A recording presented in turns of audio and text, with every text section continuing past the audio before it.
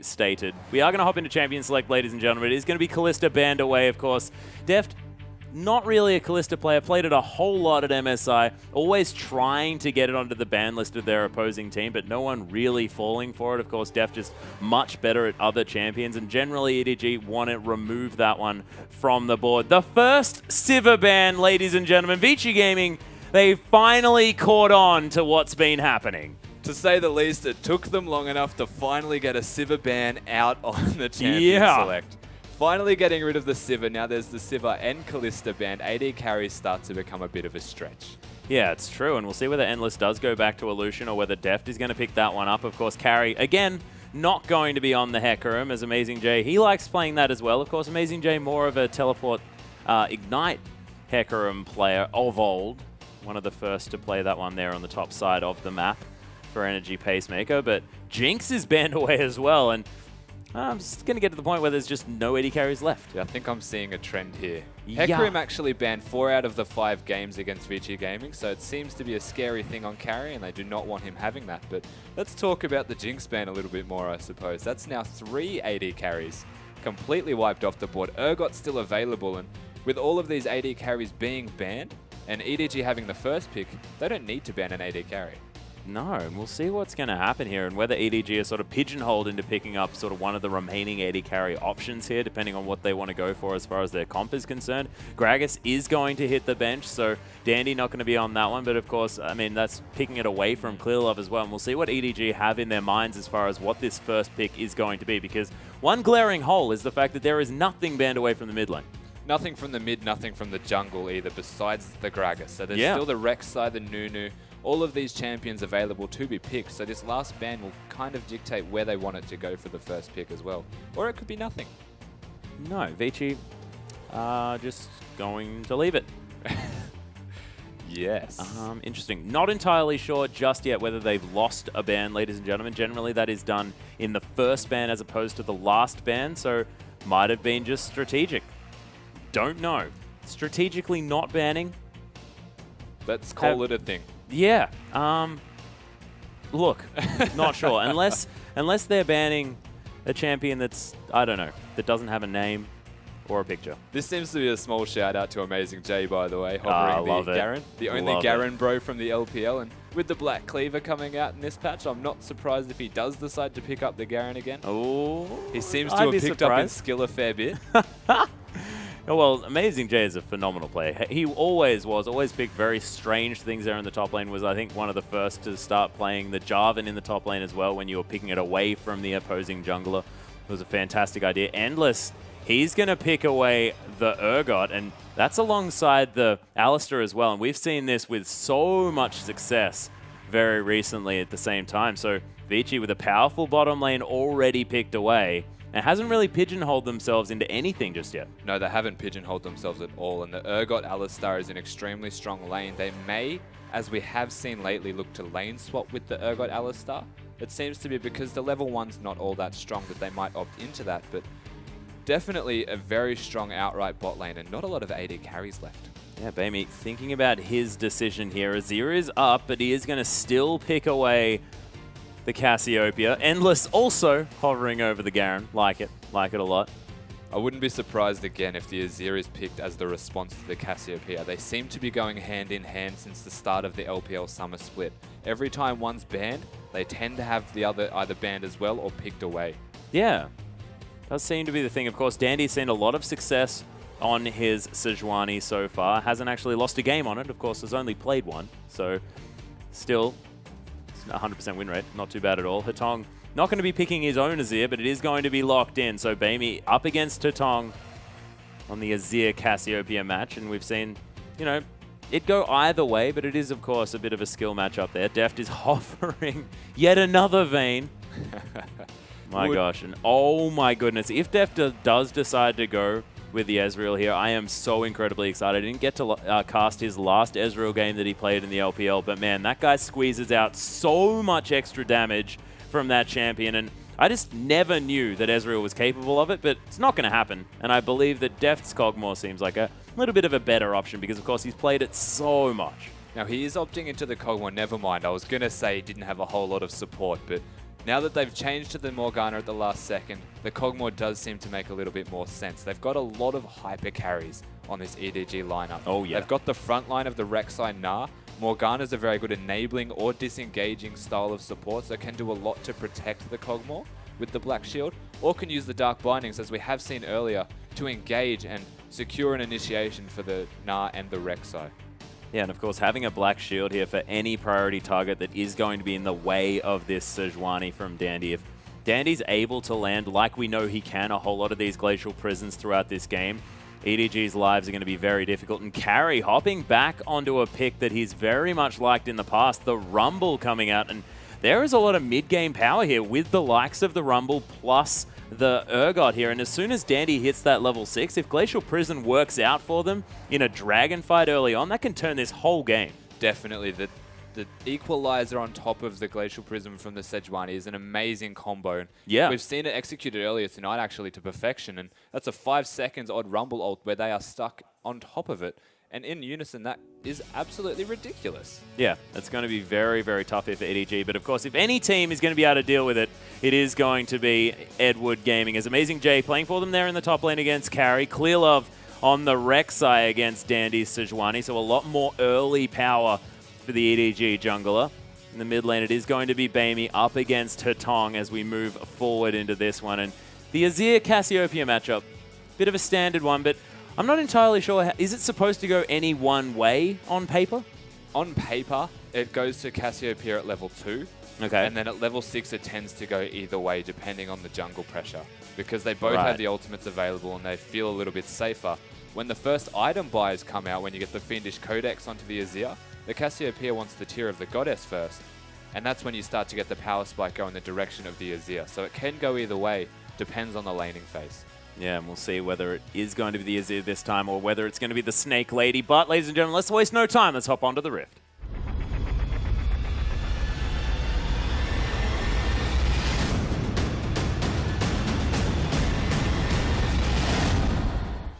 And here we are, ladies and gentlemen. Edward Gaming taking on Vici for our final game of the evening. Hetong and Bamey already finding out that Bamey isn't going to hit the first poison. The Noxious Blast not coming in. Well, they certainly found that out together, holding hands as they missed the first Cassiopeia Q. Yep. Azir not going to be able to do anything about that. EDG and Vici Gaming right now starting very standard with a fan. No deep wards, nothing really going out at all until the 1 minute mark where the wards start to come out, and it is a neutral position.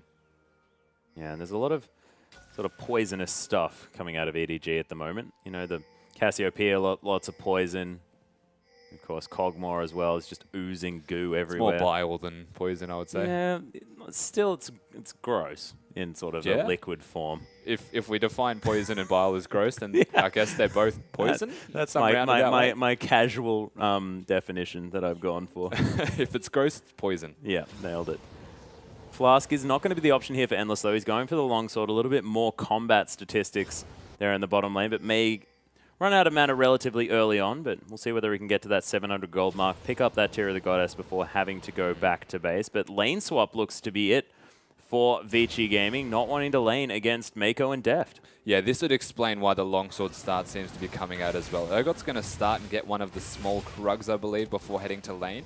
Looking to get that experience advantage as soon as possible, because the level 1 of the Urgot Alistar is not that strong until you have the Headbutt Pulverize combo and you have all of the spells of the Urgot available. So smartly lane swapping, and we have seen this happening a fair bit. Yeah, and I find it interesting the fact that he still took away the small Krug when he was going to have a solo lane anyway. Just a little bit of extra experience. You're never going to complain, and you will get level 3 a lot quicker, and that's what you want, is Mako being a big pest. Yeah, the Puddle actually doing a bunch of work here to Carry and Dandy, both of them down to about 400 and 300 health respectively. Mako just being annoying is just something that you're going to do as these supports, and Mako was one of the first to start doing this at the same time, as Teleport is going to be used by Amazing J, knows that the junglers are heading towards the top side, but they're not going to be ready for a dive just yet, and he might be safely able to pick up a little bit of experience and gold, potentially, as this wave crashes into the turret. Yeah, at least for this moment, he's going to be able to get a bit of farm. And he's got some experience. He's level 2. Most of the dives tend to come out when they are starved and stuck at level 1. So He's going to be in an okay position. They may still look to dive. We're even seeing the ping saying that that's where they're going. We'll see what they look to do coming up in the next minute or so, but it doesn't really seem like it just yet. Yeah, and Amazing J, known as being a very aggressive player, especially when he was on the team of Energy Pacemaker. Oh, cannon creep going to be missed here by Hatong. Disastrous for Vici here in the mid. And actually 17 to 11. Baimi doing very well in this matchup. And you mentioned the fact that this is going to be one of those matchups that goes in favor of Cassiopeia about level 2. But we'll see whether Hatong can hold on effectively. Only 6 CS behind for now. Yeah, you're right. It's just about holding on right now. And you need to get past that early stages as the Urgot recalling very early. Doesn't even have the tier. No, actually buying the components of a tier and then heading towards the bottom side, maybe looking towards getting themselves into that 2v2 matchup now that they've made it to level 3. Very interesting, though, that they'd want to try and get back into this one, especially with such an awkward buy timing. Yeah, it seems as though the buy timing, it was based off the necessity to rotate. But then he could have maybe even just gone for the longsword and gone for a little bit more lane presence. The mana crystal is going to help a lot, though. Urgot always running out of mana. Yeah, it's the fairy charm that we're sort of drawing question of. But Deft does have the wave now crashing into his turret. No freezes to come in or anything like that, as Endless is trying to do the best that he can in order to just last hit where he can with these acid hunters. Baimi, though, does have Tear of the Goddess. 26 CS, and Hatong, as he stayed around for a little bit longer, was able to catch back up in farm. Yeah, he's going to be perfectly fine there. And we're looking at the bot lane at the moment. The ideal goal is very similar to what I said about the mid lane. Kog'Maw just looking to survive now, get past this phase until he hits that big power spike with most likely the Trinity Force. Yep. Start to have an impact across the map at around the 15-minute mark if things go well. Yeah, so sort of as soon as you get the Trinity Force and potentially the Berserker's Greaves, is when things are going to get A-OK here for this Kog'Maw. But look, we'll see how things are going to go and whether he does go for that Blade of the Ruined King build. What's your sort of ideal Kog'Maw build? Because every analytical caster has a different idea for what the best way to build Kog'Maw is. Well, the ideal Kog'Maw build would be Infinity Edge Phantom Dancer, just because that gives you the most damage. You've already got the Shred. But then if you're versing tanky people like we are in the Cinderhulk patch, I would change that to Blade of the Ruined King Trinity Force, which is the most common Kog'Maw build at the moment. It shreds health, and it gives you some effective damage and tanky stats from the Trinity Force, some move speed bonuses. Every single aspect of the items, as Marta's having a little dance. Yep. Works perfectly for the Kog'Maw in the Cinderhulk patch. And we'll see whether he is going to go towards that Blade of the Ruined King. I'm not really much of a fan of it. I don't know whether I like it. Has been changed in 5.8, by the way. That is so true. It's a little bit stronger. A little bit stronger. That's right. And it might have been sort of, it's been a long time since I've sort of had my sort of dislike for the Blade of the Ruined King on Kog'Maw, because Bioarcane Barrage is just so much percentage health damage that you're already doing that I think you just may as well build a Phantom Dancer or something like that. Just have more attack speed, do more Bioarcane Barrage damage. Yeah, I guess, and it does the shred. So with the Blade of the Ruined King, it does more shred. That's something to think about. Yeah. Whereas Phantom Dancer, you can crit with it, and it's got very long range. Yeah, it's despicable. This carry is going to get hypered here by Amazing J, of course. Amazing J coined as one of the most impressive mini-Gnar players. Not necessarily a Mega Gnar player, but his ability to team fight as mini-Gnar has been wonderful, which is very strange. That is very strange. So what you're basically saying to me is he'd be very good at Teemo. Oh, no, I'm not saying that. I love you, Amazing J. I would never say something like that. That's indirectly what you meant, though. No, you might want to rethink that. No, I'm rethinking it right now. It's awful. Not very happy about this whole situation. Clearlove is going to be able to tunnel his way away from the Gromp as I try desperately to change the subject. Amazing J's a Garen player, man. He's not a Teemo player. Not stooping to that level. I think they might actually be similes. Not entirely sure. Dandy going fairly low to this blue buff as Hatong's going to do his best to try and clear this one out. But so far, not a whole lot happening in this game. I mean, I guess EDG are eking out slight advantages as far as the gold is concerned, but that's just a little bit of extra farm here and there. Urgot lane is going fine here for the Urgot, but as this game stretches out, if this game stays passive, who's that working for? Well, the longer this game starts to stretch out, the biggest thing that you need to consider is who's going to be carrying the game. So if we look at the side of Vici right now, they've got a lot of mid-game strength. They've got that Rumble, the Sejuani combo together, and then Urgot hits that big power spike around the mid-game. So Endless is going to be massive. Carry is going to be massive. And then we've got Dandy to enable a big team fight as Rumble just farming the waves with his ultimate. But if we have a look at the side of EDG, when it comes to team fighting and who's going to be really important, in the mid-game fights, the Cassiopeia and the Kog'Maw are going to do damage, but it's not going to be as much as what they'll do later in the game. So you'll look at the Gnar and maybe see how he can enable a fight with the Rek'Sai and really allow those two carries who aren't at optimal amounts of damage yet to do as much as possible to let them win a fight. Yeah, and in the later stages, is there going to be a theoretical way to have Bamey and Deft able to get the maximum DPS down? Because we talk about Cassiopeia all the time as being sort of this short-range hyper carry with the most incredible damage over time that you could ever expect. But that sort of involves having Vici Gaming sort of lining up and facing her so that she can shoot them all with Twin Fangs. But is that ever going to be the case? Because Dandy's there, he's going to be throwing out his ultimate. Hetong's going to be Emperor's dividing everyone around, controlling the area. How does Bamey go about getting his damage down? Well, so first and foremost, if they're looking to have a fight in a 5v5 situation, you don't want to fight in the jungle. No. You're up against the Rumble and Sejuani combo. Carry and Dandy would do way too much.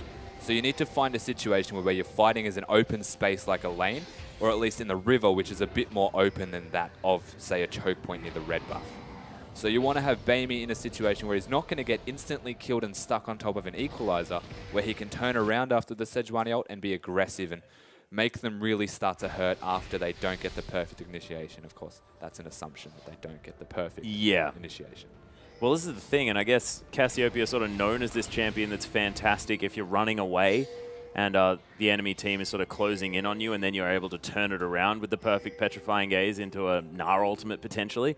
But look, we'll see whether EDG can manage to get that one to work, because of course on paper, the amount of damage that this team comp is capable of is despicable.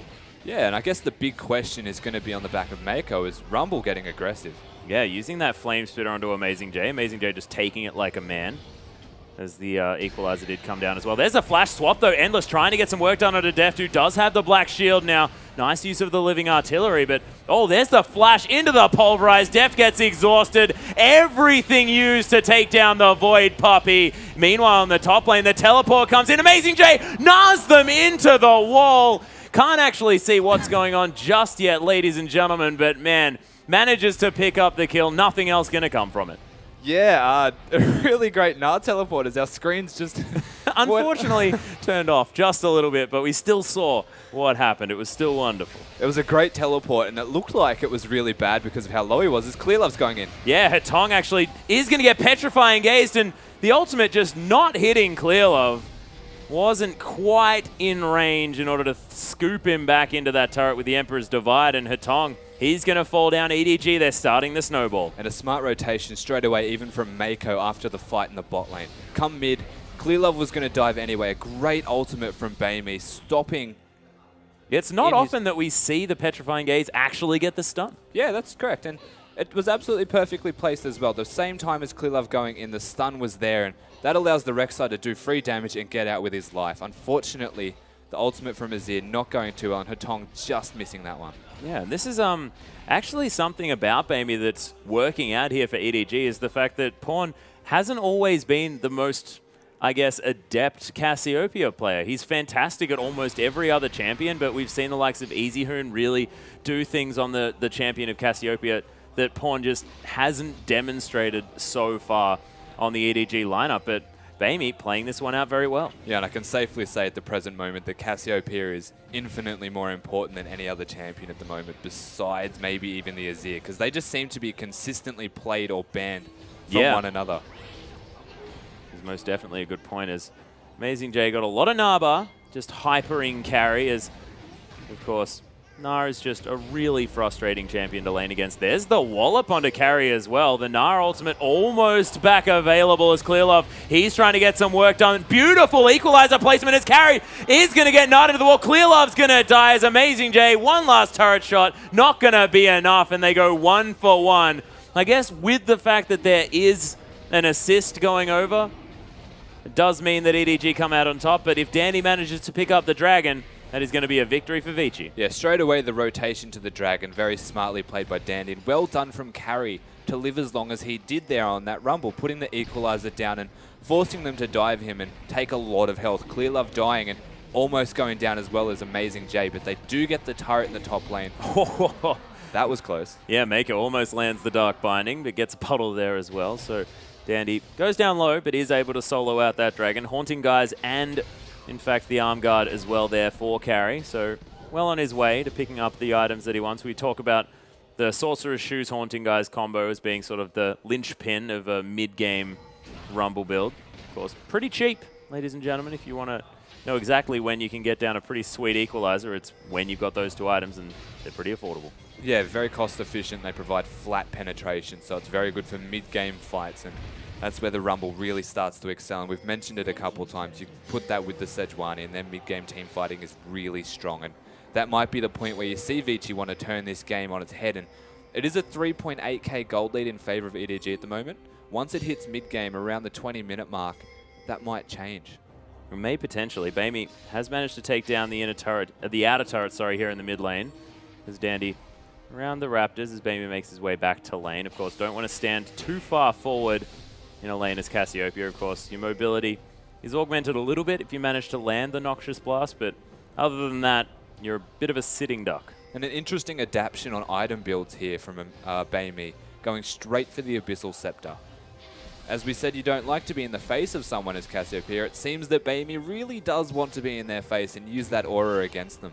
Yeah, well, it's true. I guess if you're going to be landing your damage, the Twin Fang range is going to be that of the Abyssal Scepter. So you're always, if you're doing the damage, going to be doing it within that range. But I really liked yesterday seeing the Cassiopeia builds involving the Leandru's Torment and the Riley's Crystal Scepter. But Carry's in trouble. Amazing J may also, as he scoops back the members of Vici. Amazing J is going to be able to flash himself to safety, but that's a lot of resources there on the top side of the map. We'll see whether Deft and Mako are going to do anything on the bottom side, but doesn't quite look like it just yet, as Amazing J going to hop back into midi now, and everything's going to be fine. He's just such a frustrating player to deal with, of course, always harassing you, always being annoying. Yeah, and it's very hard to initiate onto a Mega now. And Amazing J able to just use that ultimate, scoop him away, and walk to safety with having to use the flash, but still got the teleport available. And I just want to point out at this stage, Def does have his Trinity Force. He's completely foregone boots or anything else straight for that Trinity Force, wanting to accelerate his power at the very least in laning phase. Yeah, so he's going to have some tools to do that. Of course, Manamune for Endless is there, as well as the Phage. Ruby Crystal being built up, probably wants to go towards that Kindle Gem, and then eventually the Black Cleaver does seem to be the new way of building the Urgot. Endless able to use his abilities in order to kill out these creeps. And Bamey taking himself a blue buff. If anyone wants a blue buff, it's probably a Cassiopeia. Yeah, definitely think that they need that blue buff quite badly. About a 15 CS lead here in the mid lane and a kill in favor of Bamey. So he's in a very good position, this Cassiopeia, looking exceptionally strong. And it's going to take a little bit longer for Azir to really start to power up and hit that point where he can 1v1 Cassiopeia. Yeah, well, it's going to be tough for Azir as well, I guess, staying in this lane in a 1v1. But is he going to be fine when we get into these team fights? Because, of course, Morellonomicon, he's got decent AP. Is it going to be enough to be able to get some work done around this mid-game, especially when you're pairing it up against with the likes of Sejuani and the Rumble, who are going to have all of their ultimate damage? I think at this moment, it's not going to come down to the Azir at all if a big team fight comes out. He's going to be there, he's going to be doing a lot of damage, but that's not really comparable at this stage to Bamey, who is just going to be doing ridiculous amounts of work. It's going to come down to the Rumble Sejuani. Kog'Maw, very strong right now. Cassiopeia, very strong right now. Even Nah, 2-0-0, has a lot of stats and a lot of mid-game style items. The Hex Drinker, Merc Treads, and the Spectral's Cow finish. So it seems to me as though they are looking to speed this game up a bit and start grouping around when the Dragon spawns. My goodness, Bamey actually going back, picking up an Archangel Staff from a tier. So that was a lot of gold that he was sitting on. 172 CS here, 20 in the lead as the Dark Binding does find Endless, but he's pretty tanky with all of those health items, and Deft actually taking a fair bit in return. Yeah, he is quite tanky. He has the Phage and the Health Crystal to boot. It's going to be that Black Cleaver, and Clearlove stalking around here, wants to find the time to gank, and now's as good a time as any. Yeah, trying to get amongst it. Of course, Alistair, bit of a nightmare for a jungler. Of course, you just get head-butted away. Dandy going to try and take away this pink ward, but Hatong, he's hanging around. Dark Binding not going to find its mark. EDG looking to try and set up position. A minute away from the Dragon. Bamey does walk over a ward on his way down. Does have to be careful. He might be able to set up position here in the river, forcing Hatong to walk all the way around. He knows that he cannot walk into a Cassiopeia without being able to see it. No, he's got to show some respect to that Cassiopeia. Oh, yeah. Extremely scary. And I just want to point out how clever it was, the ward that they placed here, Vici Gaming, on the backside of that tri-bush. Ah, yeah. Was not in range of the pink ward and spotted the Rek'Sai walking into the bush. And he sat there for a very long time. It allowed them to rotate, and that's why we saw the Azir come down just to do a bit of damage to the Rek'Sais. They knew he was there. Oh, precisely. So also not playing too far forward on the side of Vici Gaming. Wasting a bit of Clearlove's time. And Clearlove is one of those players that uses his time very, very well. Marta and Endless. Ooh, this is cute. They want to pick something up. Mako didn't get any money from that just there. Oh, Dandy does find the double ultimate. There's the Emperor's Divide as well. Deft trying to escape, but he's exhausted. Beautiful pulverize. Hatong just auto-attacks him to death.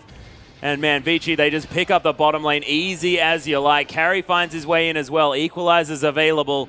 This is going to be the second dragon for Vici. Beautiful play. That was the right place at the right time. They had a lot of war control and knowledge of where to be. You could see the bot lane trying desperately to get a cute little gank off. Wasn't even necessary. Azir hitting the amazing insect. They're starting this dragon up. They've got the Rumble ult and the Urgot ultimate available. Yeah, Marta, he's used the Unbreakable Will here, but just going to wait until this one comes in. Marta actually died there, but it is going to be Dandy locking away the dragon. Nice equalizer to try and zone, but doesn't quite find it. Flash into the double knock up, and oh, amazing. Jay misses the Gnar due to a beautiful flash over the wall. Endless able to save his own life there, and we're used to some pretty decent Gnars, and that was going to be okay, I guess, but Amazing Jay does only finds air. It was going to be a good ult. Extremely well done, exceptionally smartly played. They did suicide the Alistar. Marta going down for the dragon, selflessly throwing himself at them to ensure that that was smited away. And from that point on, they pretty much just kited backwards. They had the equalizer put down in a defensive position to ensure that they were able to get away. And Endless holding onto that flash for as long as possible and essentially baiting out the Gnar ult before flashing. Yeah. Saving his skin. Doing very well. Yeah, beautiful stuff. And EDG not exactly having the easiest ride through this game. Of course, there has been pretty, I guess, seamless victories for EDG, being able to sort of play whatever they want. But Vici really handing it to them this time around. And it just shows that Dandy, the man on your screen right now, if he's able to pick the Sejuani and get to a position without being hindered in the early stages, is really able to make things happen in these team fights. Yeah, EDG's first two games were won in 26 and 27 minutes respectively. So very convincing early wins. This game does not look like it's going to be that whatsoever. They've changed up the team comps, mind you. They're looking to scale into a later stage in this game where they start to hit those big power spikes, and they're not far away from it now. So things might start to change, but based off what we just saw, we know it's entirely possible for Vici Gaming to catch them in a bad position and win a team fight very convincingly. Yeah, and of course, I guess when you do have a Kog'Maw and a Cassiopeia, Baron might be something that they're going to look at very, very early on the side of EDG. And as we head back into the game, Baron is sitting at about 2,000 health. So that is going to be a 20-minute Baron. And we've spoken about this before. EDG, they take very early Barons. Now, I did say that they would spike hard at around the 20-minute mark, and it seems as though they were well aware of that fact, forcing the 20-minute Baron the second it spawned and getting that down straight away. It's really hard to clear Baron minions at 20 minutes when you don't do that much damage yourself. That is so true. And of course, they've already got a few of the turrets on this map. The bottom outer is still standing, but a couple already dead for EDG. They're going to try and push forward, and they've got a lot of wave clear on this squad at the same time. Of course, Deft, he's a bit of a siege unit, able to throw out the living artillery and then Bio-Arcane Barrage, giving him so much range in order to get some damage off onto these turrets. He's going to head towards the bottom side, make sure that they don't lose the bottom lane turret, and we'll see whether EDG are going to use this Baron in order to actually siege, or whether they're just picking up for the money and just trying to get towards the later stages of the game. Endless is waiting for this turret to kill as many minions as possible before auto-attacking it to death. Yeah, unfortunately still too many minions, so it is going to continue to push. But we look at the side of Vici Gaming, and their wave clear against the siege isn't necessarily worth noting whatsoever. They've got an Azir, and then they've got an Equalizer. That's not a whole lot. And then you look at the side of EDG, and they're definitely able to siege. The thing is, Vici Gaming's side are very able at stopping sieges just by going all in and fighting. So it's almost too risky to put yourself with no mobility carries on the Cassiopeia and Deft on the Cogmore to actually siege, because Urgot will ult you straight away and then you're done. Yeah, that is a problem. And so what do you do against a comp like this that just wants to engage on you as soon as you group up as 5? Do you need to split push? Who are they going to use for that? As Dandy is going to Arctic Assault his way out of there, but he's going to be safe. Yeah, what do you do against this comp that just wants to all in all the time? So essentially, because they have the Baron at such an early stage, they're able to control minion waves a lot easier. Now they can put people in split push in lanes, and as I say that, Vici are doing that. You can put them, say, 1-3-1, control the minion waves. You've got the teleport available very soon, the same time as Rumbles, in fact. And then you can control areas of the map, because the minions are always going to be in your favor because they were Baron minions and they were stronger. So you can be more aggressive with your placement of wards, more aggressive with just map control in general, and start to choke Vici Gaming out while the Baron buff is active. We'll see whether they do it because, of course, Deft very close to this bottom lane inner turret. Doesn't want to go too deep, of course. The threat of a swap, the hyperkinetic position reverser from Endless, is a dangerous prospect for the squishy little Void puppy, and he's been focused down a couple of times already. Staying very relevant in the farm, to his credit, but the Deft hasn't really had a chance to get going this game. Now, it definitely is worth noting now, as we just spoke about the potential for them wanting to be in aggressive and be in deep and place those deep wards, there's about 7 to 8 wards on the blue side jungle of Vici Gaming, around the Dragon area, and a lot of control now, heavily in favor of EDG in the jungle of Vici Gaming. Yeah, and so of course EDG using that Baron more for some just pressure around the map, making sure that they can suffocate Vici Gaming out of all of their vision, which is pretty mental to talk about this, because Dandy and Mud are sort of known when they were on Samsung White to be these vision kings moving in. That's about 14 blue wards on the map. That is despicable. That is a lot of wards. It's like they just killed Baron, so they said, okay, 300 gold to spend on vision, boys and girls. Go pick them up. And it seems to be exactly what they did. That is a lot of... That's too many wards for Sightstones to be even relevant. That's exceptional. Pretty crazy. And that's all of the pink wards on the map too, I believe, at the same time. Marta is going to get knocked up, but just going to clear away some tunnels here as well, as Hetong really wants to pick up a blue buff. Clearlove doesn't manage to smite it away, I don't think. Did he manage to get it? I don't know. I don't think he did. No, I think Hetong got it. He did. He did. Yeah, Hetong got it. Crazier things have happened, ladies and gentlemen. You've got to ask the question. Deft is able to clear out this ward in the bottom lane. And man, you're exactly right. So much vision. There are 5 pink wards, and they're lining the river here. EDG are going to know exactly what Vici are doing permanently until they can clear out all of this pink ward vision. Yeah. Dragon up in 40 seconds as well, so the pink wards are in the perfect position. And it's worth noting, I suppose, while we're waiting for the dragon to spawn and there's not a whole lot of action happening, that the way that pink wards are placed can dictate how you feel someone is winning in this game right now. And based off 5 pink wards being placed on the side of EDG and barely any placed from Vici, you feel like EDG are definitely in control. Yeah, it's actually going to be Dandy finding the swap here in the backside as Amazing J actually bounces away from the fight. Does have the Mega Gnar though as Marta. He's going in so deep. Look at the equalizer on top of Def, but he flashes out of the way. Can he get the damage down as Endless? He's down to half health, but the EDG members are so low. Carry gets destroyed. Endless now taking so much as Amazing J leapfrogs over the top of him. Cassiopeia doing despicable damage. Deft eventually dies. It seems to be all Vici want to do this game, but when he's the only one dead and you have 4 down, you have to rethink your strategy. It started off really well on the side of Vici. They hit that combo, the equalizer and the Sejuani ultimate, and it was looking quite good for them. Instantly, Amazing J flashed and used that Gnar ultimate, knocked them all away. Cassiopeia hit the clutch ultimate as well, straight after everything was used, and we're about to see a replay of this start. So, initiating very early here, Endless using the ultimate and pushing them all into a very awkward position. Jumping away was Amazing J, and this is where Vici hit that sick engage that was looking good until Amazing J instantly reacts and flashes at them, and then Cassiopeia comes in and comes up very huge, hitting this ultimate, blowing up carry. He was facing away as well at the same time, so doing no damage. And for the rest of this fight, Hatong does get a kill here onto Deft, but it's almost too little too late, and they pick up a successful fight in their favor. Yeah, Kathy in Surprise was unable to do too much apart from clear away some minions, but 6,000 gold now the lead for EDG. The Dragon was taken, I believe, afterwards for EDG. We didn't see it quite go down, but it is definitely in the back pockets of EDG, so 6% stats now belong to them.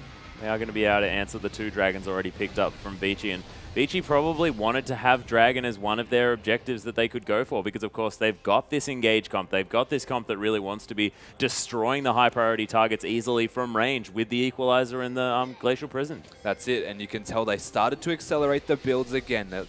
Azir's gone for that Stinger build. He's got the Death Cap done now. I like so he was doing I do love that build as well. So good for Azir. And he's doing a lot of damage. So they started to ramp up what they were capable of doing in a 5v5 team fight. And it starts to feel like at 27 minutes in the game and with about a 6k gold lead in favor of Edward Gaming, that last team fight was very important for Vici to come out ahead in. And now that they didn't win that fight, they did get some kills and make a trade, but they lost the Dragon and most of the members of their team. It now starts to get harder and harder for them to find the ideal engage. Yeah, and this is the thing. It's the fact that Vici didn't have sort of the map control after the fight that's the big deal as Marta. He might be caught out here just a little bit. The Unbreakable Will has been popped. Amazing J trying to make a menace of himself. Dark Binding finds a Tong as well as Living Artillery is going to deter Vici from doing anything. Clearlove looks for the engage. The Equalizer put down, but only Mako tanking the damage. Dandy with a wonderful ultimate in the swap onto Baby. The Petrifying Gaze though immediately and ripping apart the members of Vici. Don't know whether Endless thought that was the best idea afterwards because, man, that Petrifying Gaze was god tier and the Baron just respawned just recently, and EDG will just lap that one up on a silver platter. But, Baby, that was probably one of the best ults that you're going to get handed to you yet. Endless, endless, endless. Oh, dear. Giving Baby a silver platter of a Petrifying Gaze straight into all of them. The team fight started well again for Vici Gaming, and they got the massive Sejuani ultimate. The Equalizer did a lot of damage. They weren't jumping onto the carries of them either. So it all, again, started so well and just crumbled. One small mistake, one mechanical error, pulling the Cassiopeia directly in front of them when the Petrifying Gaze hit, and they died. Yeah, not to mention the fact that Endless then found himself having to deal with Clearlove and Amazing J with no one else there because he's over a wall. And I guess, you know, if the CC had gone down onto Baby before he could have got off the Petrifying Gaze, then maybe it would have been a different story. But, I mean, that's horses for courses. You just don't put a Cassiopeia with her ult up into your team when they're looking at her. That's silly. And unfortunately, most of the CC was down. They just used it. So I guess unfortunate with the timing. And it was one small error, a decision-making error. And here we see Edward Gaming pulling out a 10k gold lead now. Yeah, 29 minutes into the game. A bit longer than their first 2 victories, but still definitely ahead. 11,000 gold, like you mentioned.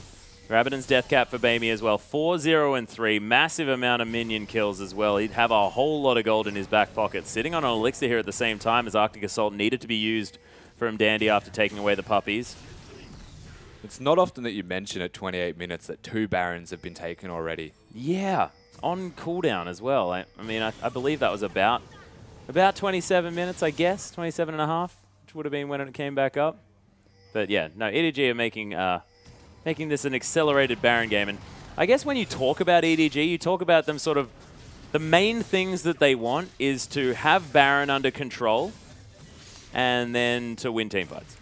Yeah, they control the area and then they have calculated aggression onto their opponents. And speaking of calculated aggression, they want this turret. Yeah, Deft able to use that Bioarcane Barrage, do a lot of damage to the turret. If he wants to, decides that he's not going to, though. Siege Minion still hanging out, but they are going to be able to destroy it as EDG back away. Some big minion waves for Vici Gaming that EDG may need to attend to, but look at the vision that's still available for EDG. They ward all the way around where they're going to be moving. You can see they've got Amazing J there on the bottom side. They want to be rotating from mid to bottom lane as they're taking down these structures, and they've got all the vision to do so. And Hatong is almost dead. One more Living Artillery as he flashes and gets healed by Endless. That's 2 summoner spells for a potential R from Deft. All it's going to take at this stage is the Black Shield going down onto Deft. While Amazing J pressures the bottom turret, they should be able to, at the very least, siege and get one of the turrets right now. They just have so much strength. They're hitting their stride at the right moments, and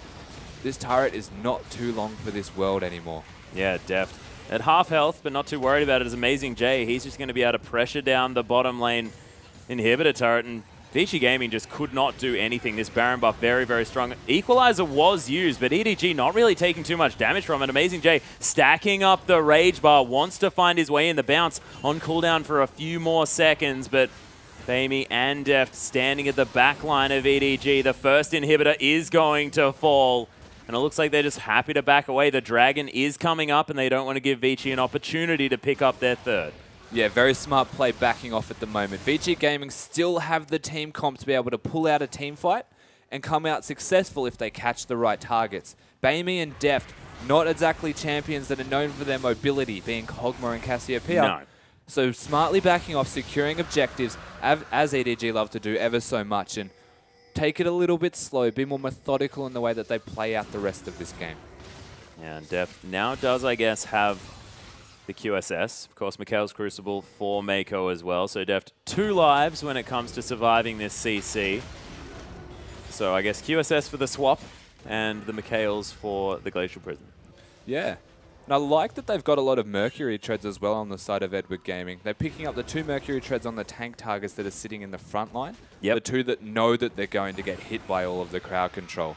Not exactly the same response right here from the side of Vici Gaming. They've got the Sork shoes that are a necessity to go down onto the Rumble. So yeah, every time that the team fight comes out, we've seen Vici Gaming initiate and be really aggressive about the way that they have to. That's because they have to. But the second that it turns around, the Petrifying Gaze comes out, they're basically stuck. Yeah, they are most definitely stuck. We saw that happen before. I mean, as soon as that all goes well there for Bamey, it's almost game over for Vici Gaming. Yeah, well, it doesn't help when you have endless. Yeah, okay, that's a good point. We don't need... he's only new to the Vici Gaming squad, you know. There's no need to be too mean to Endless, okay. But I know exactly what you mean. It was pretty horrendous. Oh, the flash being forced after Amazing Day just crushes in on the Vici Gaming lineup. That mid lane inhibitor turret fairly low, and there are super creeps heading towards the bottom lane. Amazing J just being a menace. 4,000 health in Mega Gnar form as well. He's got the Black Cleaver. This is a lot of damage for this split pushing Gnar, and he's using it right. I mean, as soon as you have that Black Cleaver, you probably want to be split pushing. You can 1v1 really well. You can 1v1 a lot better, and it also shreds armor for team fighting, so it just has so much relevance across the board. Even against the likes of an Urgot who's got that Glacial Shroud now, you're going to be taking away a lot of his armor by a percentage amount. So picking up the Black Cleaver is just such a great item, and look how much damage he does. Yeah, Amazing J did get the Banshee's Veil popped as a nice headbutt did come through. Of course, that's a very easy way, ladies and gentlemen, to get the headbutt pulverized combo down. Because if someone has the Banshee's Veil, you're not going to knock them away. And you can just immediately pulverize. That is no problem at all. That is very true. And Amazing J putting a lot of pressure onto this turret. He's just lost his Mega Gnar form, so he's going to be a lot more nimble. And he's going to be able to poke around that turret a lot more. The rest of EDG are just going to be pests in the top lane and force an aggressive initiation from the side of Vici Gaming. It's going to have to happen soon, or this turret will go down at the Nexus. Amazing J goes down. Yeah, Amazing J just ignoring carry almost completely here. Is, I guess the saving grace for Vici Gaming is the fact that Hetong has so much wave clear. He's got the sort of trifecta, or the trinity of mid laner items in the Void Staff, Morellonomicon, and the Rabadon's Deathcap, as well as just a luxury stinger there. So able to clear out these minion waves very, very quickly. And EDG weren't able to get enough time with the turret. You know what he needs? The Zephyr. He does need the Zephyr. No. Maybe he gets... What does he get next? Probably Azonia's Hourglass. And then the Zephyr. As the Sun Turret has been put up here. Dandy doing a lot of damage to Clearlove, who has to be careful. Everyone getting zoned. Bamey gets the Mikhail's used on him there as the Equalizer, doing a lot of damage to the Snake Lady. Mako wants to try and find his way over the top, but not going to get there. Hetong, tons of damage coming out of this Azir. And late game Azir is no joke, guys. And Hetong is zoning away all of EDG. He's doing an exceptional amount of damage, and they're just so tanky in the front line. You can see Bamey having to use that cleanse to get out of the Sejuani ultimate, still sitting on top of the Equalizer the entire time. And they're in a bad position now, though, from the looks of it. Yeah, Amazing J, of course. There's the flank from Clearlove, wants to find the knock-up. Emperor's Divide going to get Amazing J out of there as he flashes. There's the Gnar ultimate into the wall. Dandy going to be the first to fall, but a double kill for Hetong. Deft gets headbutted under the sun turret, and he's going to die from that one alone. Quadra kill for Hetong as he tears apart EDG. Pentakill for the Azir. And we were talking about it. Vici Gaming, if they were going to win, it was going to be off this Azir. Hetong just goes massive and picks up a pentakill seemingly out of thin air. The team fight looks so good. The initiation from Clearlove behind them, and they just never touched Hetong. Yeah. It looked like it was going to go so well, and then suddenly this guy who's got his Deathcap Morello Stinger, Void Staff, all of these aggressive offensive items completely left unattended, scales so well.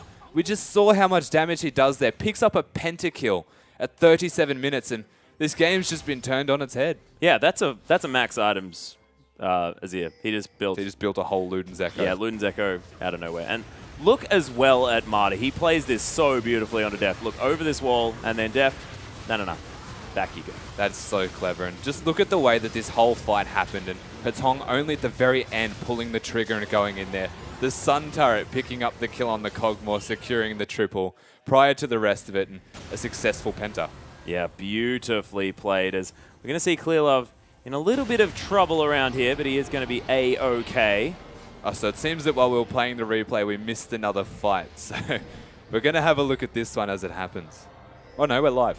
Yeah, we're live. We're live. We're all good. Sorry, just transitioned. It's very strange. I understand. Red buff is going to be stolen away here, though, but Deft doing a whole bunch of damage to carry. He may even have to Zhonya's as the Equalizer does come out, I believe. At least one rocket, the Equalizer is going to come out there as Deft is going to be completely out of mana. This might actually be a poor decision for EDG, but in the end, not going to be anything to come from it. Yeah, it seems like the rocket retracted itself back into thin air, and they decided to start the Baron. Yeah, BF Sword is now there for Deft as well, but it is going to the Snake Lady, locking down the Baron, and that Baron did not last very long at all. EDG now with a 10,000 gold lead still, despite the fact that Hetong got a penta, and massively to Hetong's credit is he got that pentakill when his score was 2-3-1. There was nothing to be writing home about this Azir, but now 7-3-1. Yeah, exactly. The score has changed. The inhibitors are available. The Dragon's the next plan of attack, and you can see based off the vision control. We've been talking about how much vision Edward Gaming has had since the start of this game, where it felt like they were taking command, and it's completely changed. Yeah, well, I guess they've got a lot more vision on the top side of the map, but Vici have managed to claw their way back through. They've got at least a few wards on the map. Baimi now hanging around here in the mid lane. And I mean, he himself has a whole bunch of items. Almost 6 for the Cassiopeia, almost with the Luden's Echo of his own. Unless that's going to be the Spooky Ghosts or the Lichbane. Not entirely sure. Of course, you can build that item into a few things. But I don't think so. I think it will probably be the Aether Wisp into the Luden's Echo. Yeah, we'll go with an educated assumption that it's going to be the Luden's Echo. And I do like Spooky Ghost, though. Yeah, to each their own, I suppose. I would go for the better item, of course. What do you mean, better item? You're crazy. Spawning little ghosts that chase people? You can freak people out. They may just leave their computer. Call me crazy, but I prefer damage as a Cassiopeia to the I prefer the mind games. Yeah. The mind games, Rusty. That's what I'm about. Hasn't often worked, but if it ever does, I'm going to be very excited about it. Clearlove, of course, with the full tank Rek'Sai build. We've spoken about a whole lot of different ways to build it. MLXG with the Warrior Enchant, able to find themselves a victory, but the full tank Rek'Sai with the Locket of the Iron Solari, the Spirit Visage as well as that Cinder Hulk, and now with the first armor item to come in. But man, I want to see Hetong try and do some damage now in the next team fight, because Luden's Echo Azir is ridiculous. Well, that's what I was about to touch on as well. They did just get the second turret, and that means there's 2 bear inhibitors. Did you see? That was 1,000 damage with 1 auto attack there from Def. This late game Cogmore is definitely becoming a thing. He's got the Alacrity enchantment on his boots as well. Pretty nimble is the little Cogmore. And Vici Gaming, they need to make a move. They need to do something to stop EDG from having their way with the base. It's going to be very difficult for them to do so, because most of the team fight damage is going to come down to how they can work around Hetong now. And I'm assuming the rest of Edward Gaming are very aware of this fact, and they're going to be jumping straight onto him. So It's going to be on the back of Hetong. We'll see what he can do in this team fight, but having pretty much all of his team's kills, all of his team's money, he's going to have to come up massive. Yeah, it's going to be very, very hard. And of course, he hasn't gone for his Zhonya's at the same time, so not a whole lot of defensive options. He's got a cleanse. That's not going to keep him untargetable for 2 seconds. And Amazing J is being annoying yet again. Here now in the mid lane, able to move over to the open inhibitor in the bottom side of the map. And no one on Vici able to respond, because as soon as they send someone down there, they lose their top inhibitor turret. And this is sort of a whole lot of bad decisions and nothing good available to Vici Gaming. Yeah, they're being slow bled out. It is a very smart decision here from EDG. They already took the first inhibitor. No one can contest Amazing J at the moment. Rumble doesn't have enough items, and they require all 5 members to teamfight. EDG do not necessarily need all 5 members to teamfight. They're comfortable split pushing and doing what they're doing now, and it's starving out the side of Vici Gaming and not really giving them an opportunity to engage.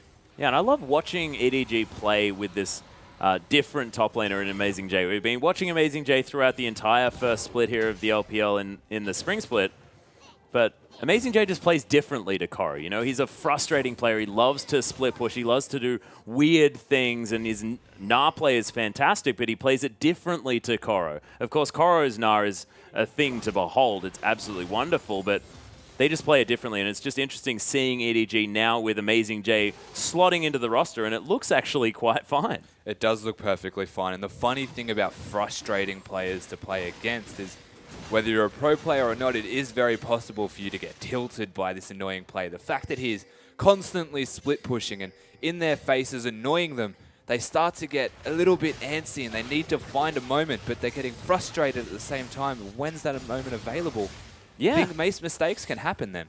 Well, it's true, and I mean, of course, Vici Gaming, there was nothing they could do. They lost an inhibitor for free because EDG were just posturing in the top side. They managed to get the turret. They didn't get the third inhib, but they managed to get the inhibitor in the bottom lane. They split up Vici completely, and Vici now looking to try and start something. Beautiful black shield from Mako. Going to save his life there as, of course, Carry. He's going to get caught by the Dark Binding Deft. So much damage with each auto attack. My God, that was so close. Living Artillery, Scrap Shield, having to use the flash after that one came out. Beautiful equalizer, though, as Marta trying to get position here. Clearlove burning to death as Amazing J trying to get enough of his Nava up. Look at Atong. Brilliant Empress Divide. Mako, he's going to fall down as well as Atong just walks casually through his wall, but Baimy's still alive, and Amazing J wants to find the Sandman if he can. Trying to get in there, trying to chase after Azir, and now back into mini Gnar form. This is where Amazing J does his work